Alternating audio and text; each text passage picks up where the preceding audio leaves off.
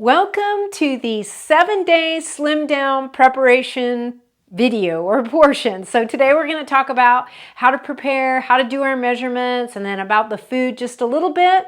So let's just get right into it since we're starting on Monday.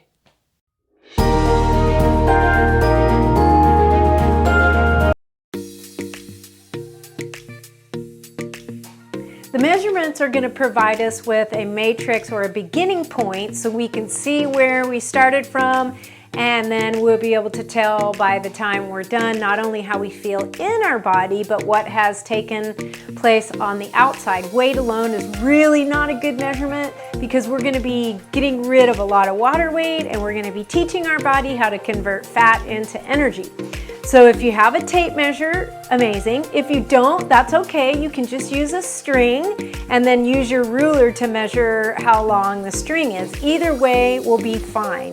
And so I'll be posting that chart in just a little bit if you don't already have it. And then I think I'm gonna do my first measurement on Sunday night because we're starting on Monday, and usually in the morning it's a mad dash for me to get out of the house.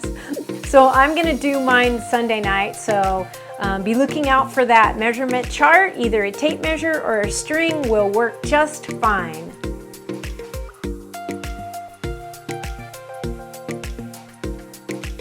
Before we get into talking about how to prepare the food, I want to spend just a minute about shifting our mindset. So this is my favorite part of the whole thing because it's just the most important part of all of it, because we've all done good behavior and haven't seen the changes, and so we want to incorporate having the proper mindset while we're doing this. And so you're going to hear me talking about alkalinizing the body. And just for a second, I want to explain to you in the easiest way that I know how, and I'm also going to give you a little chart, but the blood has to maintain a certain pH level. And if we drop below that pH level by 0.1 or 0.2, we're having a really bad day. If it drops by 0.3, we're in dire straits. So the body does all these kind of gymnastics to try to keep us alkalinized. It's really a fine balance, and sometimes we make it really tough on the body by eating foods that are on the really acidic side of the pH scale. So we're going to be learning about this as we go along, but I want you to think about something. We have 100 trillion, 100 trillion cells, well 50 to 100 trillion cells in the body, and inside of every one of those cells is 100 trillion atoms, and we truly are like a walking symphony of information. And so the body on the inside is literally our cheerleader saying, come on, I'm thirsty, let's do this, we want to maintain life. And so during the 7 days, we're going to have an opportunity to give our body what it really needs to keep us alkalinized, to keep our cells in communication and the atoms in communication. I mean, think about it. We have heart cells that know how to be heart cells and never get confused like, oh, I think I'm going to be a kidney cell today. I mean, that force that on the inside of us that is animating us, it's truly a miracle. We are a walking symphony of information, and every single one of us has a different iris in our eye, and every single one of us has a different fingerprint. So no wonder we have so many differing opinions. That's the way that it is supposed to be. But through this process, we're all different, but we can do things all the same that will really help the body to alkalinize, to have the cells communicate better, to lower the volume to inflammation, and just be a well-oiled machine. So in addition to the measurement chart, I'm gonna post this little chart that talks about how we can eat the foods that are more alkalinizing, which are all included in our menu plan, and then we're gonna try to kind of stay away from the ones that are acidic. So we'll be posting that shortly.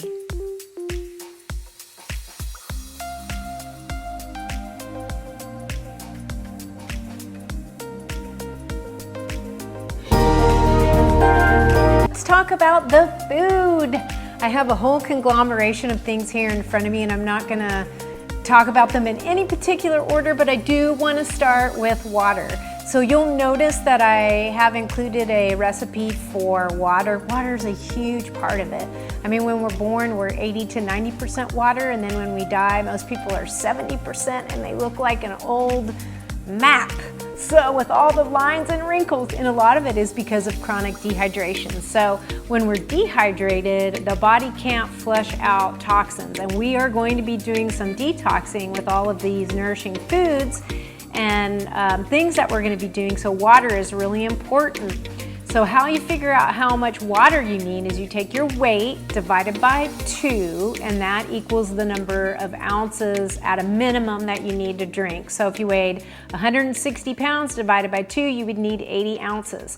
Now I'm really hoping that you will prepare the ginger lemon water, and the reason being is ginger and lemon are thermogenic, and they're very alkalinizing for the body. So thermogenesis means body heat, so it helps rev up the metabolism. And what I do is I just prepare the ginger in the water ahead of time, and I leave it in the fridge, and that way in the morning when I'm rushing out the door, I put this in my water bottle, and the only thing I need to do is add some lemon. So that's a little hack that I like to do. And then what if you have a sneak snack attack? What can you do? We need to prepare in advance for that. So if you don't have protein powder and you want to know what I do if I'm in a pinch, I just buy these little grab and goes. I think these are from Costco or Sam's. These are the Orgain Clean Protein Shake. It has 130 calories, 20 grams of protein. It's gluten-free. They taste decent. So you can just have some of these with you. I pack a little cooler, or if you're working from home, just have a few of those if you're in dire need. The protein powder that I really like, because I'm primarily vegan, I'm probably more pescatarian, which is primarily fish, but I love this plant-based, grain-free protein powder because it mixes really well. So I add this to my smoothies. So you could always prepare a smoothie and leave it in the fridge in case you need it. The almond butter that both my husband and I really like, it is this maple almond butter base culture with, it has maple in it. It tastes really good. So a couple tablespoons of this with an apple, preferably peel the apple because it has the wax on the outside. And so I just take apple slices, I squeeze a little bit of lemon juice so they don't darken while I'm on my sojourn during the day. That is also a really good snack. Kalamata olives, these are organic Kalamata olives. They're very low in carbohydrates. And as you'll notice, we're gonna be doing low carbohydrate, and because once the carbohydrate stores are low in the body, that's when the body will begin to convert fat into energy. So that's why we're not doing like grains and dairy products because, well, dairy products because they're very acidic, but especially grains we're not doing because they obviously carbohydrate load the body, and so then the body is wanting to burn the carbohydrates and not convert the fat into energy. Another really good snack, there's this one. My husband likes the white sauerkraut. Sauerkraut, this one's a good one because it has probiotics in it, but it basically has 2 grams of carbs, very low in calorie. This is a great snack. I like, if I'm really, really hungry and I'm doing the intermittent fasting, I like bone broth or vegetable broth. Heat it up. You can put it in a thermos if you want, or if you're at work, you can just heat it up. But 1 to 2 cups of this will really help soothe the body, will help kill the hunger pains. And then I was going to talk to you about nut-based yogurt. This is my all-time favorite. I love the chocolate. It's cocoa yogurt. If you don't like yogurt, you can always add like stevia to it, which is monk fruit or a monk fruit sweetener, because they're much lower in acidity than like the pink stuff or the blue stuff or the yellow stuff. They're much, much better for you. It's not something you want to do all the time, but they're basically no calories, no carbohydrates. So it's going to help you lower the carbohydrates so the body will convert the fat into energy. eggs. I'm not a big egg eater, but I wanted to show you, these are heritage breed happy eggs. Look how beautiful those are. So the reason I like these is because they give the chickens an opportunity to eat their naturally right diet by letting them roam in a field, and that's why they have this beautiful color. We want to eat the yolks because all the nutrition and the fat and the cholesterol are in the yolks, and we need the cholesterol for healing. If you don't just love eggs like me, you can always add salsa. Salsa is very low in carbohydrates. The tomatoes are high in vitamin C, so they're really good for you. I think the best lettuce for lettuce wraps are baby butter lettuce, or sometimes bib lettuce. They have usually the roots attached to them, but they make a nice little cup. And so I think they're really great if you're gonna do lettuce wraps. There's a couple things I forgot to get. Let me get them out of the fridge real quick.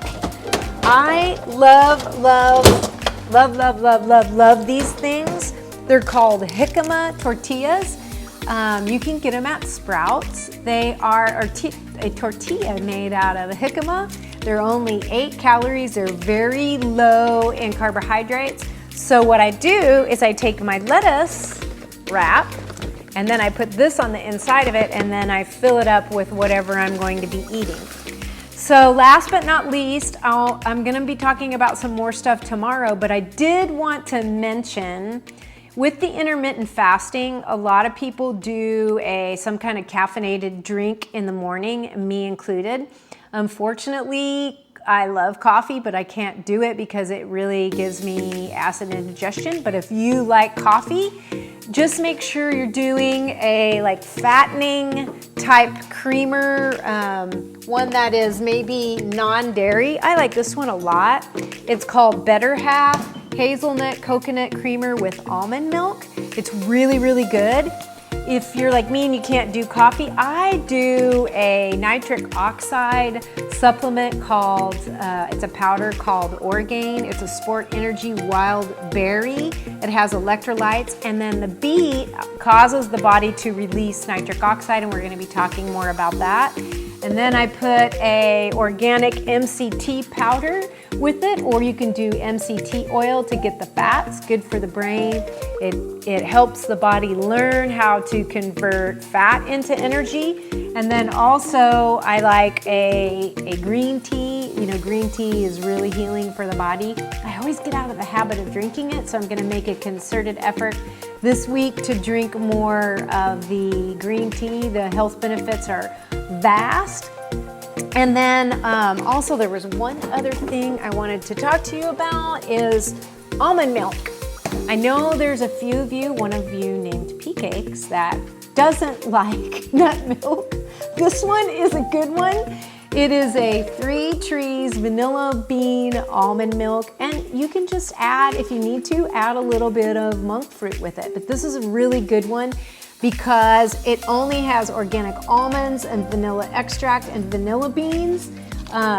You only need a couple of ounces if you're doing your smoothies. It tastes relatively good. If you need to make it sweeter, make it sweeter. So these are a few things that I think have worked really well. Oh, the other one I forgot. Instead of soy sauce, you should try, if you can, to switch to coconut aminos. They're made out of coconuts.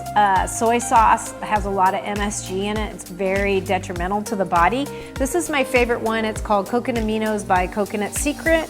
This one you can get at Sprouts, also Whole Foods. It's called Organic Coconut Aminos. This one has ginger lime in it. It's soy-free, they're gluten-free. They're a much better alternative, and they add a lot of flavor to your foods because we're gonna be eating a lot of fresh fruits and vegetables, and we're not used to those things. So these are really great. Now, as far as fruit is concerned, you don't wanna have more than 1 banana a day, but you can have a lot of berries. Berries are very low glycemic. Bananas are kind of high in sugar, and we're trying to teach the body to convert fat into energy. So if you have any questions, put them in the chat. on our Facebook Messenger, and there are very, very wise people that are doing it. Joe's very wise, and so I know Annie knows a lot about nutrition. And so go ahead and list questions if you have them, and let's just share. And then tomorrow I'm gonna get more into the nuts and bolts about the food. So I'm gonna post the recipes, I'm gonna post the menu. If you don't already have it, I'm gonna post the measurement, and then I'm gonna post the alkaline chart.